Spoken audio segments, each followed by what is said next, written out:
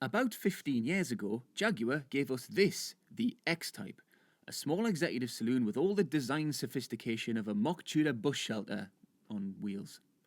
But today's Jaguar is thankfully very different. So this is the new Jaguar XE, and you can tell by looking at it that it is firmly rooted in the present and a million miles away from the old X-Type. Now, one of the criticisms of the old X-Type was that it was based on the platform of the Ford Mondeo. Tarted up Mondeo, they would all say. But actually, lots of cars are based on the platforms of other cars. So what was really happening there were people were saying, this Jaguar is based on an inferior product.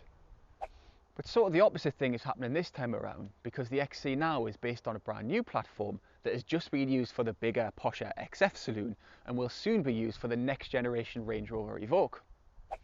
But, platform schmatform, what you really want to know is it any good? Yes. Yes, it is. But, that's right, it's not flawless. So if you think this is going to be some gushing, pseudo-patriotic love letter to Jaguar, forget that. For a start, there's not a lot of headroom in the front of the car here. Now that could be because Jaguar's just got little engineers, but it's more likely because Jaguar wants you to feel hemmed in like a sports car, because actually it's a problem shared with Jaguar's biggest saloon, the XJ. And for seconds, there isn't actually a great deal of room in the back either. And what do you know, it's a bit space deficient back here as well. So while the XE's two main German rivals have this boot capacity, the XE has a 455 litre boot, a little bit smaller. What that means in reality is that if you're a target audience golf monger type, you might struggle to get your golf sacks and all the other related paraphernalia into this boot. What you should do then is take up another ball sport. There's no denying this is a nice cabin. It's clearly a nice cabin. But is it an exciting cabin? Not really. It's just my opinion, but Jaguar's been really good recently at doing things that make you go, ooh. But this just does the job.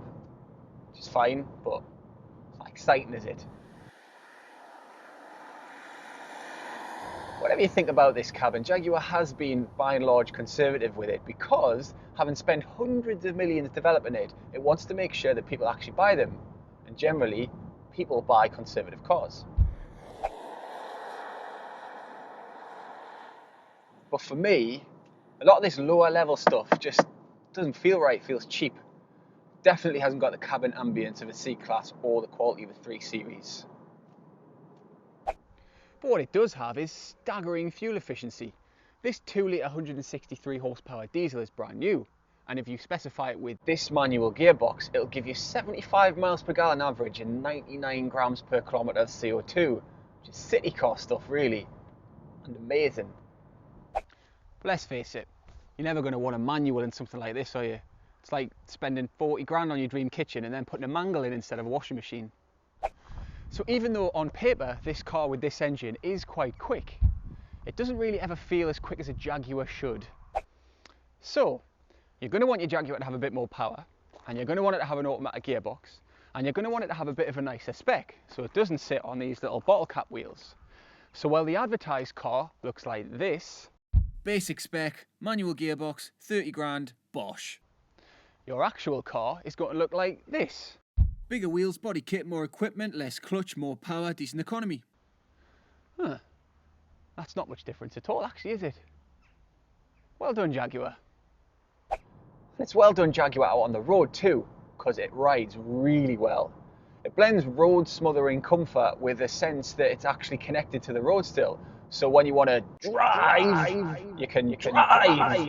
But when you just want to drive, you can drive.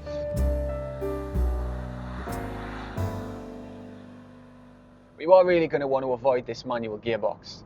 There's nothing wrong with the gearbox itself, it's pretty, well, slick. But it's just that to get that 75 miles per gallon, the ratios are so tall that you're constantly shifting around to be in the right gear, especially at low speeds. It's just like hard work. But again, you won't buy the manual, so it doesn't matter. Aside from that, this car does everything it can to make living with it very easy and very, very cool. So look at this iPhone app, for example. You can use it to lock your car, unlock your car, wind the windows down, sound the horn if you want, all from the comfort of, well, probably your windowsill while you're looking at the car to see if this stuff's actually working. And once you've done that, you can stick your key in your pocket and then never think about it again as you walk to the car, open it up, press the start button and go. The important thing to note though is that this car has character. So it might not be as good as the German saloons, but it's very close. It's probably that close. The most important thing is that it's this far away from the Jaguar X-Type.